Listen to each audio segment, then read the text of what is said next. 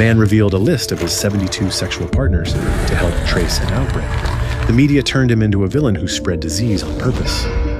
The next time he had died and couldn't defend himself anymore, what happened? This is the story of AIDS, where it came from, and where it still is. June 1981, Los Angeles. 5 men walked into a hospital.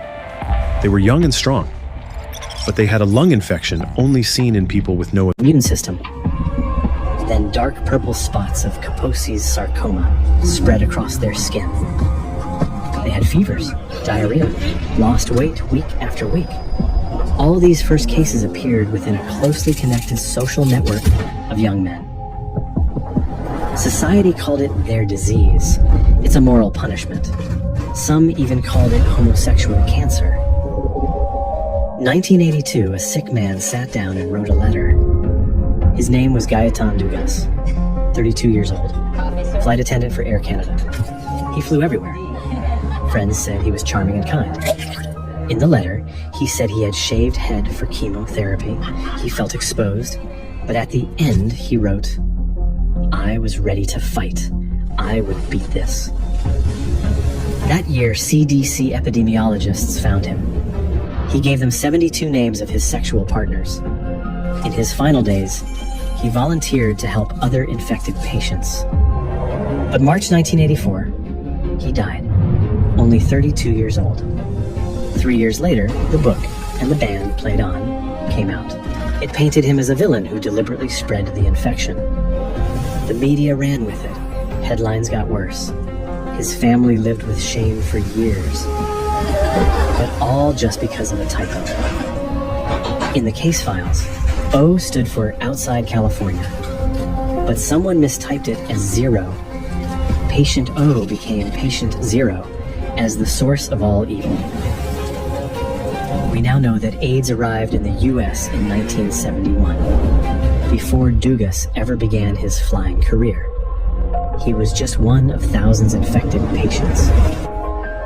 So where did the virus really come from? We need to go back to a more distant era.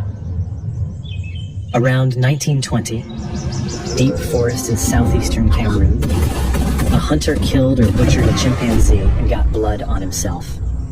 At that moment, a virus that lived in chimps for millions of years entered the human body for the first time.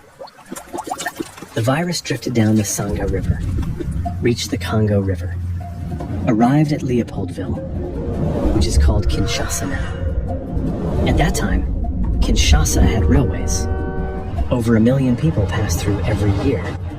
It also had crowded labor camps, reused medical needles, and high rates of transactional sex. From 1920 to 1950, the virus spread through people, slow and silent. The city with high mobility became its breeding ground. While fear spread on the streets, scientists worked in labs. What was destroying the immune system? Late 1982, Paris doctor Willy Rosenbaum and Pasteur Institute virologist Luc Montagnier teamed up. They noticed AIDS patients had very low T cells.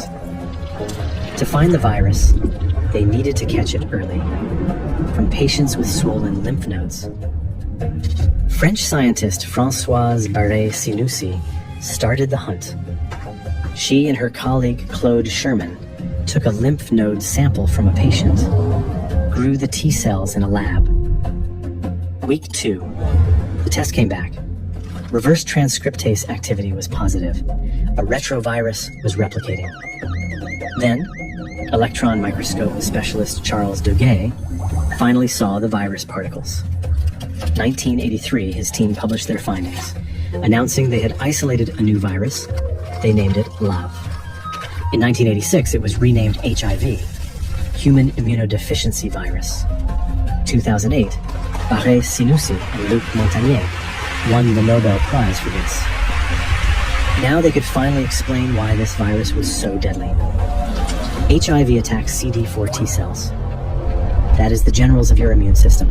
It enters a cell, turns its RNA into DNA, hides inside the host's own genes. That's reverse transcription. Then the host cell becomes a virus factory. New viruses infect more CD4 cells.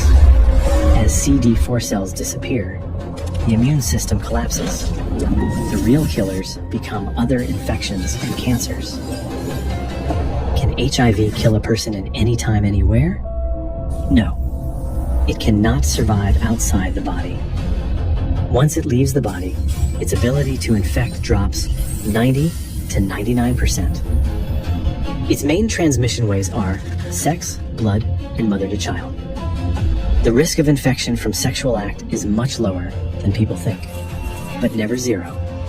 March 19th, 1987, the first AIDS drug, AZT, was approved. It was an old leukemia drug, sat in storage for 20 years. Now it became a new lifeline for millions.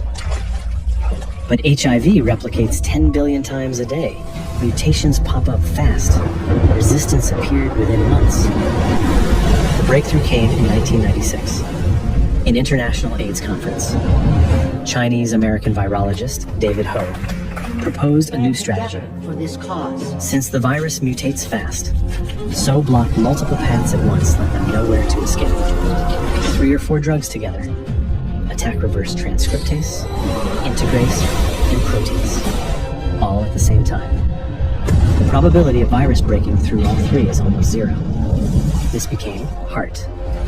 Within 2 years, AIDS deaths in the US dropped 70%. 2009, Timothy Ray Brown was the first recorded HIV cure through bone marrow transplant. As of 2026, 7 people have been cured. 40 years ago, an honest man became a sacrifice. Science can take apart the virus. It can't kill all infections.